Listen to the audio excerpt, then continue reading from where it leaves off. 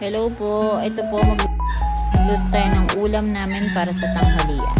Ginatang pusit na nilagyan ng papaya. Yan, pinalambot ko muna yung papaya, then hinugasan ang pusit na medyo malaki pa. Mamaya liliit yan, tinan nyo. Okay. So yan, hinugasan na. Ganyan lang ako maghugas. Ewan ko sa iba, meron yatang mga technique yung iba na tinatanggal pa yung mga laman loob.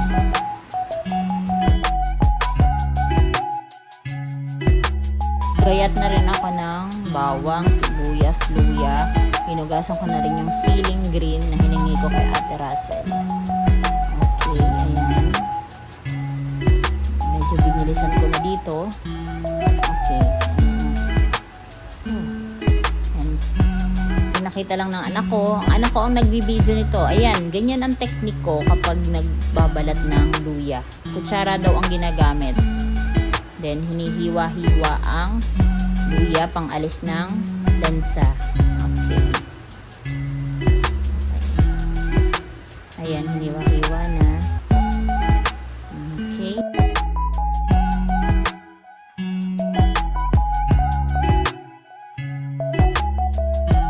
Ayan, sibuyas.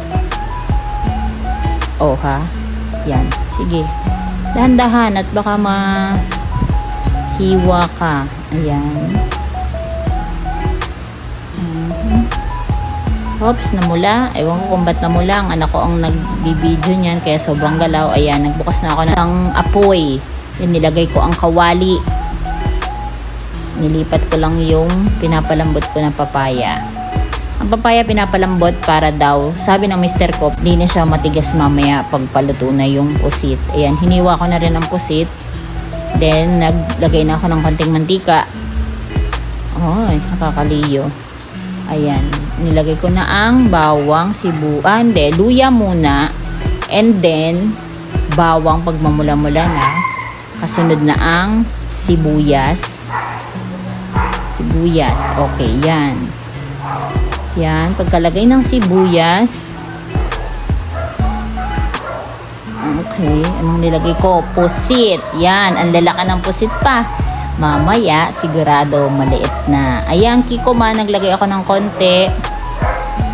Okay. And then, nilagyan kong paminta na nasa maliit na plastic dahil di pa ako nakabili ng malaki. Ayan, may betchin din ako nilagay, konti. Ayan, binalibaligtad. Ewan ko kung bakit. Ayan, sige. Para lang magalaw. Okay. Oh, ano yung nilagay mo, te? Hindi ko nakita. Ayan, okay, sige. Ito na lang. Sobrang galaw kasi ng anak ko eh. Nilagay ko na yung siling haba, 2 piraso. At nakita ko malambot na ang papaya. Yan, i-drain na natin ang papaya. Ang papaya, ang mister ko na ang nagbalat niyan. Okay, ang tanong ko kasi sa kanya, ikaw na magbabalat ng papaya. So, ibig sabihin pautos yun. Hindi pa tanong. Ayan, nilagyan ko na ng gata. Okay. Ayan, halu-haluin. Ayan. Okay, hinalo ulit ni ate. Ayan. Lumiliit na ang pusit natin. Ayan, binaligtad ko lang para lang masuot yung gata na nilagay natin. So, ito na. Ayan, ang liliit na ng pusit. Nakakatuwa. Kanina ang laki nila, ngayon ang liit na. Ayan lang po, share ko lang yung tanghalian namin. Salamat po. Sana nag-enjoy kayo. Bye-bye.